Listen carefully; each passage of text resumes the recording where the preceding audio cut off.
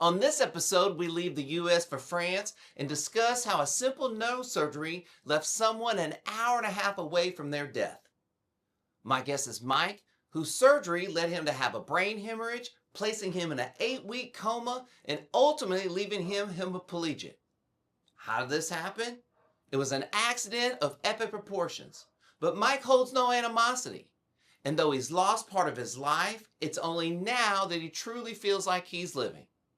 This journey inspired him to become a coach, focusing on people like him through his group Empowering Disability. We also talked about the many places that he lived, including a boarding school that was in the same town as his childhood home. Let's jump in. And then with a coma, you don't actually wake the other person. You don't wake that person up. That person has to wake up by themselves. I said, no, he'll wake up in maybe in a couple of hours, maybe in a few days. 8 weeks later, I woke up. 8 weeks later, yeah, and I don't remember a thing, you know. I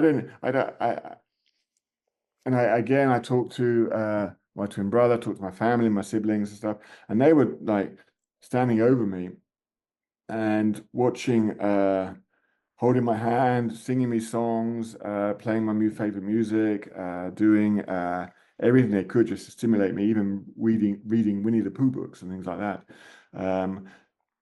And yet, you know, I don't remember anything at all. But what I do know is that when I woke up, I felt it was a feeling of love and a feeling of togetherness. And I cannot explain that.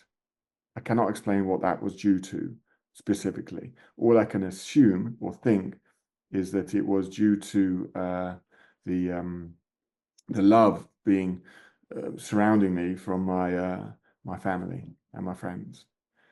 And so after 8 weeks, I woke up, and the first thing you do, it's kind of funny, is you go, oh, where am I? Why are all these people looking at me? I don't understand why all these people are looking at me. What?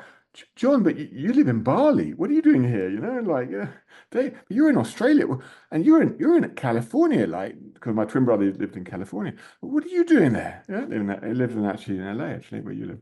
And I know you live in Austin, don't you? So he lives in LA, and then I suddenly go like, you know what? I want to get out. I don't want to be stuck in this bed. So I rolled on my side, and I couldn't roll. I couldn't understand it. So I gave it a massive tug like that, and I rolled over and rolled out of the bed and fell onto the floor.